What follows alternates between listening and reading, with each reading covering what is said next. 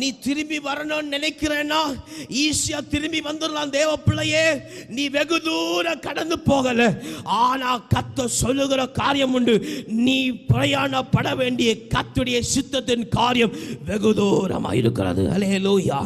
நீ நினைக்கிற பிரயாண தூரம் அல்ல, நீ கிறிஸ்துவை விட்டு நினைக்கிற பிரயாண தூரம் அல்ல, கர்த்தர் நினைத்திருக்கிற ஒரு பிரயாண தூரம் உண்டு. நீ யாவற்றையும் சுதந்திரமாய் பெற்றுக்கொள்ளும்படிக்கு, யாவற்றையும் மகிமையாய் பெற்றுக்கொள்ளும்படிக்கு, யாவற்றையும் நேர்த்தியாய் பெற்றுக்கொள்ளும்படிக்கு ஒரு பிரயாண தூரம், ஒரு வேகமான தூரம், ஒரு முடிவில்லாத தூரம், கிறிஸ்துவை சேர்த்துக் கொள்ளுகிற தூரம், கிறிஸ்துவோடு சேர்த்துகிற தூரம், அவன் அவனுடைய அன்பில் பலப்படுகிற தூரம், அவனை கிட்டி சேர்கிற தூரம், அவனை சொந்த இரட்சகராய் ஏற்றுக்கொள்கிற தூரம் உனக்கும் எனக்கும் உண்டு தேவ பிள்ளையே.